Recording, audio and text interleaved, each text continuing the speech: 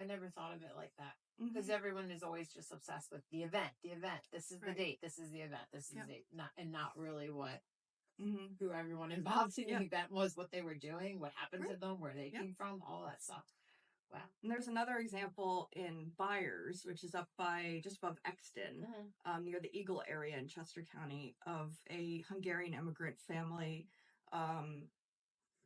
They ended up, most of the family ended up being murdered, and the case is still unsolved.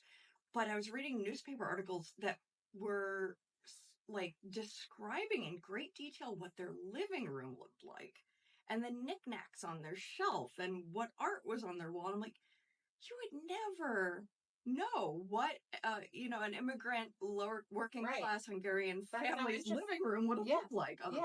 So that's part of what intrigues me about things like these. You're kind of honoring them.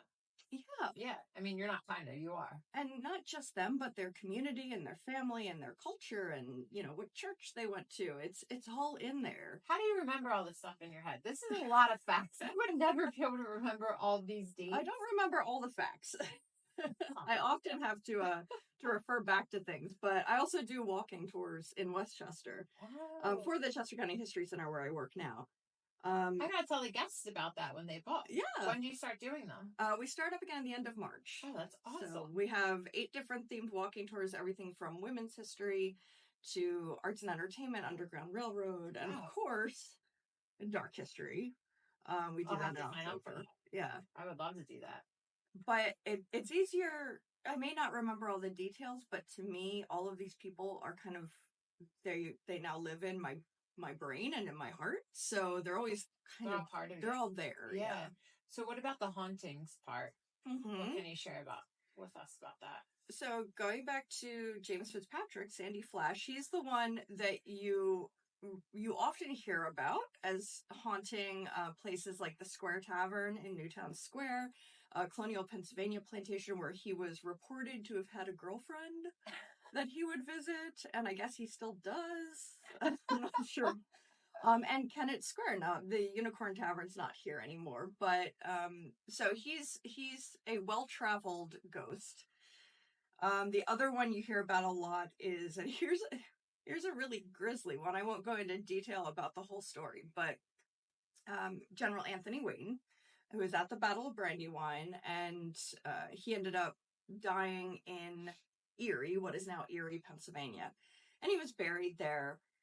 And I think it was maybe 13 years after his death, his son, Isaac, wanted to bring his remains back to Radnor, where his family was from. Historic Waynesboro was Anthony Wayne's house.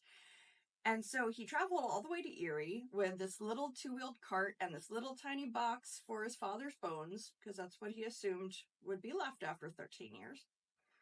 And he hired a doctor to exhume his father, and to everyone's shock and horror, Anthony Wayne had not decomposed. Like just one foot. God. So the rest of him looked perfectly normal. And Isaac had traveled all the way there to get his father with this little itty bitty box and this little itty bitty cart. And he was determined to go back to Radnor with his father's bones. Now, there's an old method of doing this. It was used during the Crusades called excarnation, which I think in Latin translates to like out of the flesh or to remove the flesh. So you kind of see where I'm going with this. Oh boy. So in the Crusades, in order to take the bones of knights back and not the decomposable parts, I guess. It's so a he long didn't journey. Just take the foot. No, he didn't just take the foot. He had his father's remains boiled. Excarnated, removing the flesh. And then, so he just took the bones back home. So it's you can go into great detail about it in the book if you want to read more about the actual process. But Anthony Wayne is reported to haunt Route 322 because Isaac Wayne put his father's bones in this little box. The traffic is so bad. I think so. I think it is. I think it's just a Delco thing. It's Anthony Wayne haunting Anthony Wayne, please stop haunting us. But on the way home, Isaac Wayne, I guess at one point discovered he had not latched the box very well. And the roads are bumpy and have a lot of craters, and evidently several bones had just bounced out of this box on his way home to Radnor, because he did not have all the bones when they got back here that they had when he left. Seems like something you should really check to secure your father's bones in a box. I would say there were a lot of questionable decisions made in the process of this. Yeah. But it's another reminder also, I had to kind of get over that ick factor of like, that's your father. Like, it's your dad. By remembering, like, it's different time. It's my dad is in a box on my mantle, which is, I will share this because it's kind of messed up, Dad. I'm sorry, but he doesn't haunt us. His ashes are in a Glade container in the box, but I will say it is latched. There you go. And close. Yep. Just make sure it's secured tightly. Dark history. Yeah. So, and that's another, in researching this, I had to go deep into the whole history of excarnation, and that it was legitimately used. I mean, that's what they were doing. There was no other choice in an age before embalming if you wanted to take remains on a long journey. Judge. Right. Yeah. Right. So you kind of have to set that aside a little bit. So, okay, with all the haunting stuff, does that mean you believe in ghosts or spirits, or what? I tell people I remain open to the possibility. I've not encountered anything in my life that would convince me one way or the other. Okay. But at the same time, there's so much about this universe that we don't understand. How could we say how that could there's we not? So how can I say there's what no about aliens? Yeah, there's definitely aliens. There's definitely something. Yeah, there's so much, and in the late 1800s, spiritualists believed that electricity, there were so many hidden aspects of electricity and how everybody's connected with, through electrical currents. And so who am I to say that it doesn't exist? I haven't had something thrown at my head, or, I haven't seen anything. Well, maybe you're keeping peace. Maybe they like you for everything that you're writing. So that's good. Maybe. I haven't experienced too much either. Mm-hmm. But people have, after we opened the hotel here, I've had numerous people be like, oh, there's a ghost here. Mm-hmm. I haven't had any guests say anything about any hauntings or anything like that. I know that one guy blew off his hands in one of the bedrooms upstairs from fireworks, but that was a parade. And if you want to reserve that bedroom, it's room number... It's room number 3. He's still alive, though. He just doesn't... Okay. I don't know. Someone shared that with me. He lived in the apartment upstairs. It's really unfortunate. I know. Yeah. Yep. That was told to me. Was that an OSHA violation, or I don't know, recreational, or recreational? Yeah, it was. Okay. I guess he would always. I don't know the whole story. Okay, maybe parade or something, fireworks. Not really sure.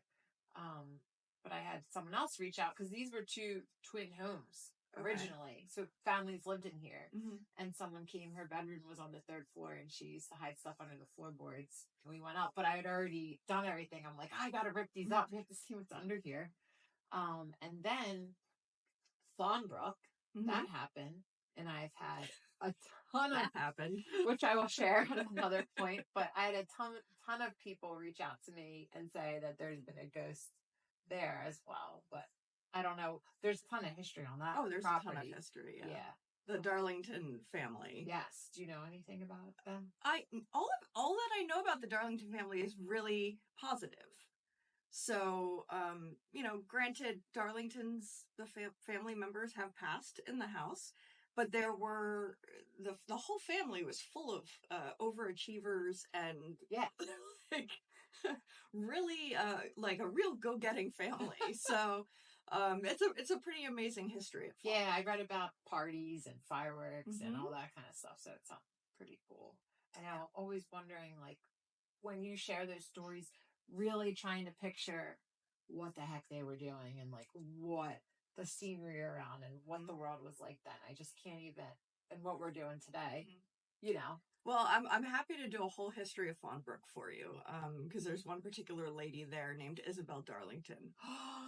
That'll be a great episode. Fabulous lady. No way. First female lawyer in Chester County. I read that. Yes. She was a spitfire. Very cool. She also, incidentally, since you have ties, was the lawyer that handled Pierre DuPont's acquisition of Longwood Gardens. Yes.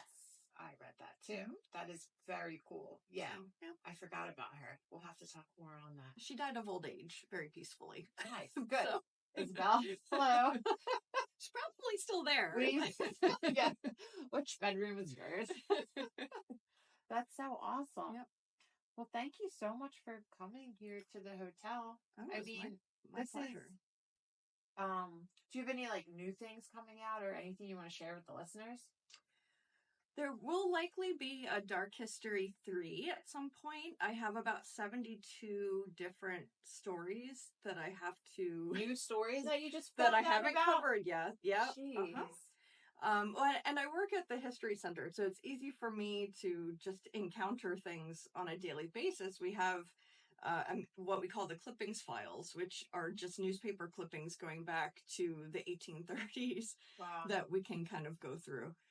So I get a lot of information from there, but I try to talk about Chester County, Delaware County. I try to keep it kind of greater Philadelphia area. And then every year for my Chilling Westchester walking tours, I will add new stories. And I'm hoping this year to put together a true crime night. So where we go through historical trials. Yes. And trial transcripts. Yes.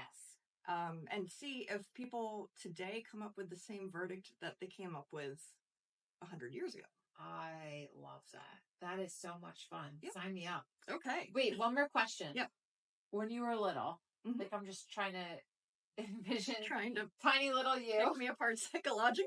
No, I just want to know, were you always obsessed with history, or was this something that came later in life? What? It came later in life, actually, because, and I think this is the story of a lot of people, I did not like history in middle and high school. Me neither. But this is interesting to me. Yeah. I'd rather learn it in this way.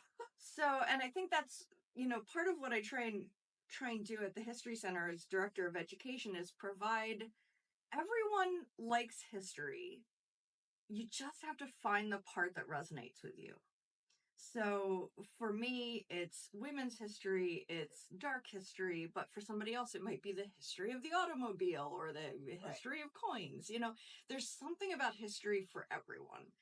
And I think the problem with me growing up in the 80s and 90s, going to school in the 80s and 90s, is that it was, memorize these dates and these people. And it was so boring to me. Yeah, what do I have in common with George Washington? Right.